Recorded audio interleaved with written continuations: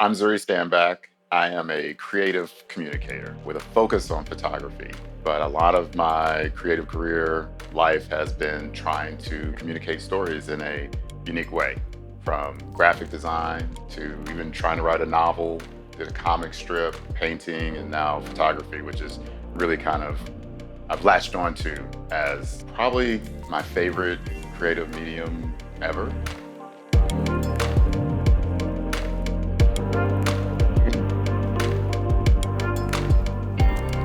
I grew up around photography, grew up around film. I shot film as a kid, as a teenager, I mean, even as an adult, that's how old I am. But I never developed it myself. I would take it to, get developed.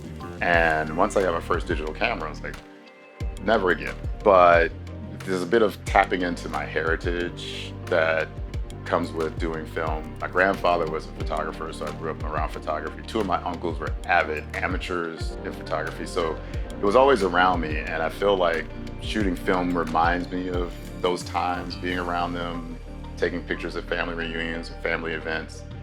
But also, I inherited a couple of cameras from one of my uncles, a couple of film cameras, and so I also feel like using them and is carrying on kind of a legacy that dates back to the 1960s and 70s when he bought those cameras.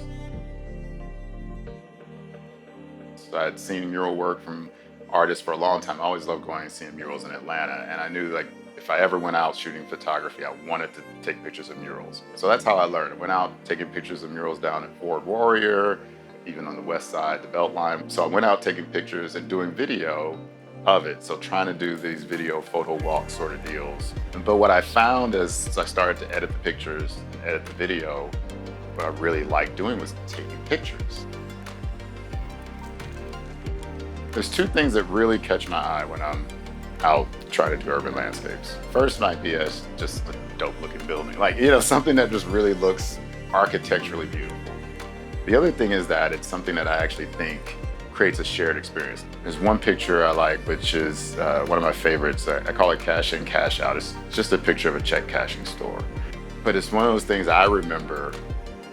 I didn't grow up in a lot of fancy neighborhoods. There's always a check cashing store, liquor stores, all these things. And sometimes I'm like, well, am I perpetuating something by taking pictures of these and sharing them? And I don't think so. I think what I'm doing is I'm capturing what's there. And I'm trying to capture it in a positive light. I'm trying to still make a good composition, but it's a shared experience. Like the one thing about urban landscape photography is the buildings are the buildings. They aren't going to move. You're just going to try to catch it at a certain time of day with bright light, or maybe a certain time of year. But it's what it is. With people and in a studio, especially in a studio, you have lots of latitude to create.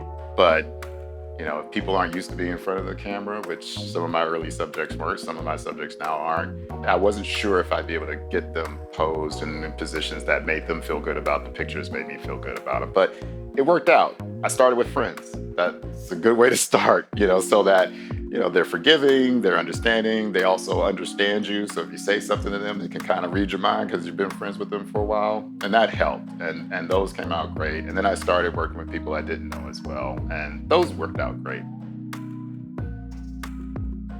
I calculate each exposure when it comes to film. I try not to, but you can't help it because you know exactly how much that roll of film costs, you know how much the developer is going to cost. And so film I'm much more deliberate about because I don't want to just run through a ton of rolls that have a bunch of crappy pictures. An event or even in a portrait shoot, I might go 150, 200, 250 pictures because I'm just like blah, blah, blah, blah, taking everything I can because you're trying to catch moments that you're going to go back to and then cull through that. With film, you're trying to capture a moment, but you're much more deliberate about getting that moment perfect before you snap the shutter. Developing film, although you're using a camera, to me, the developing process where you're actually making the image come to life and then even scanning it, even though I scan it and then make it digital, that whole end-to-end process, I feel like gets me immersed in the photography, and the result is a little bit more personal. I feel like I had more of a hand in it. And a lot of people, I didn't even know this until I started. Probably a lot of people don't think, like, you can influence how a picture looks by how you develop it. The chemicals you use, how long you leave it in. It doesn't end with snapping, the shutter. It still is a creative process to get it developed properly, to scan it in properly. I want to stimulate ideas and thoughts. Like, I don't want things to be too literal in my work. And I've always been like that no matter what I was producing. But I want that reaction because I'm very curious. And so I try to use that curiosity on the subjects I shoot. Like, did that spark my interest? Did that make me raise a question? You know, did that building make me wonder about the history of the building or about the people in that building? When I'm taking a portrait, is it making somebody want to know more about that person or understand more about that pose or that setting? And so using my curiosity to understand more and get more into the narrative, the story I'm trying to tell, nothing ever stays the same. And that's again, I love about photography is you're capturing a moment.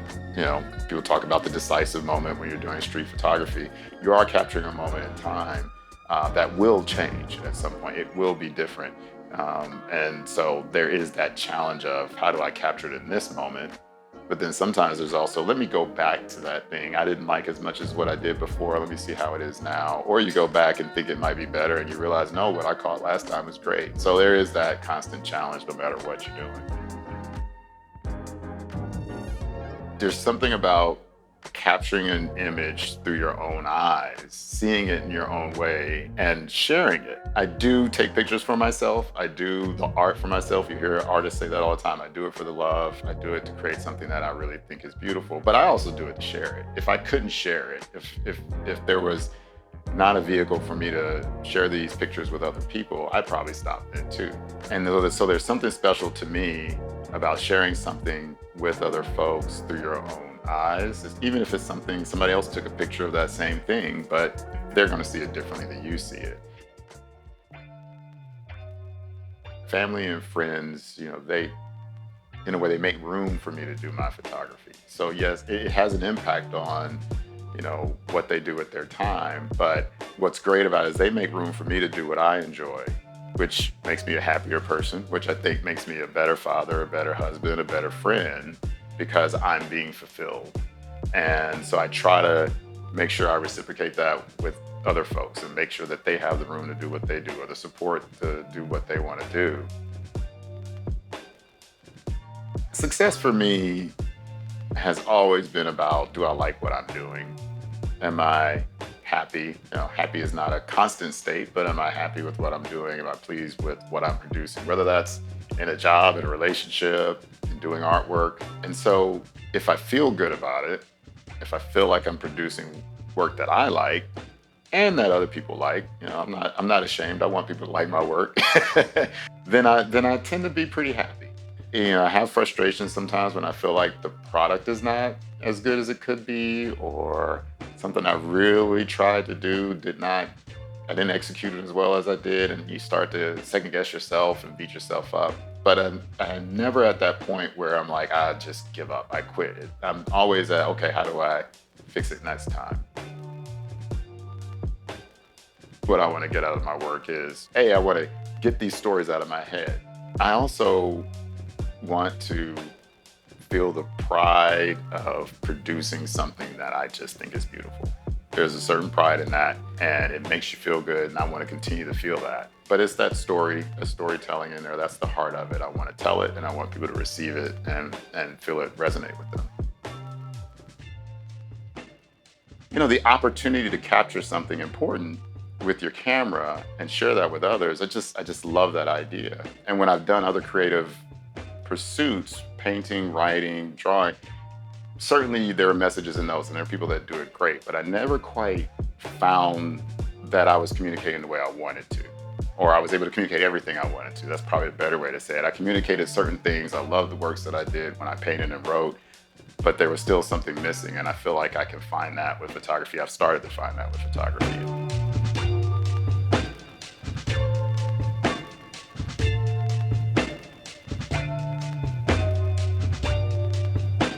I'm Zuri Stanback. I'm a creative communicator with a focus in photography, and this is my voice. This is my life.